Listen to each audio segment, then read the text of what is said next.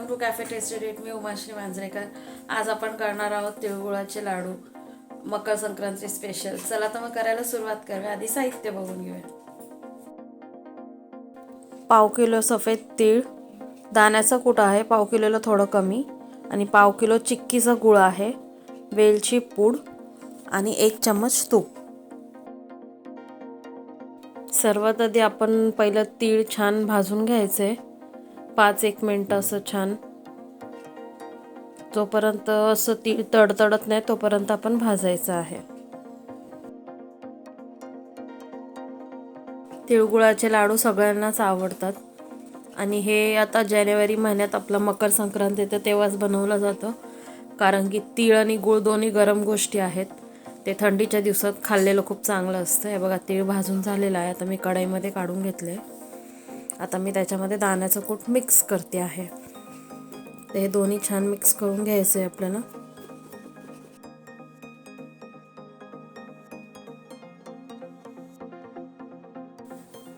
आता मिक्स झालेलं आहे व्यवस्थित.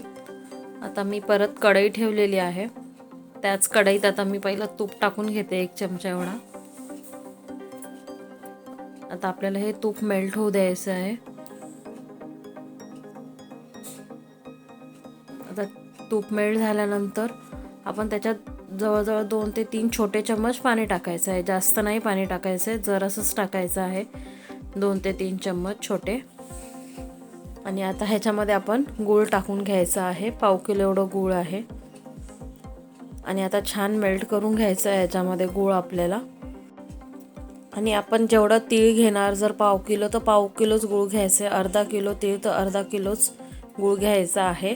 आणि शेंगदाण्याचं कूट त्याच्यामध्ये थोडं कमी घ्यायचं असेल. अर्धा किलो असेल तर अर्धा किलोपेक्षा थोडं कमी, पाव किलो असेल तर पाव किलोपेक्षा थोडं कमी. बघू शकता गूळ छान उकळत आहे, आता मेल्ट होत आहे हळूहळू.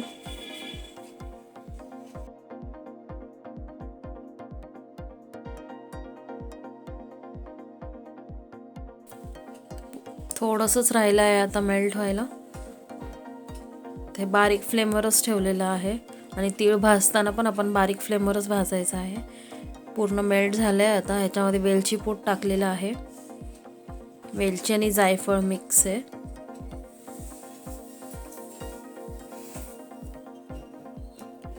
ते छान मिक्स झालेलं आहे. आता आपण ह्याच्यामध्ये दाण्याचं कूट आणि तीळ मिक्स केले आपण ते टाकून घ्यायचं आहे.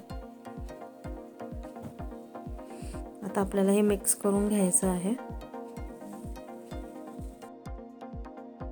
एक लक्षात ठेवायचं आहे, आपण नेहमी तिळगुळचे लाडू करताना चिक्कीचंच गूळ घ्यायचं आहे, कारण की ते बांधायला एकदम इझी जातं.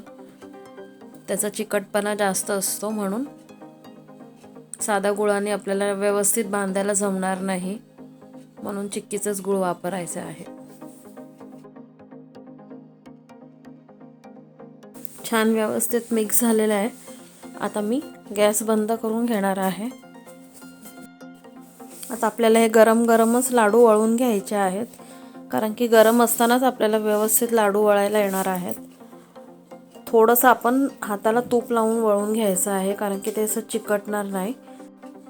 आणि जर हे थंड झालं आणि वळता आलं नाही तर आपण एकदा परत गरम करून घेऊ शकतो. गरम करून घेऊन परत वळायला स्टार्ट करू शकतो. तिळाचे लाडू लगेच होतात. आणि जर तुम्हाला ही रेसिपी आवडली असेल तर लाईक करा, आणि जर माझ्या चॅनलला तुम्ही नवीन असाल तर सबस्क्राईब करा, आणि सबस्क्राईबसोबत बेल आयकॉन दाबायला विसरू नका.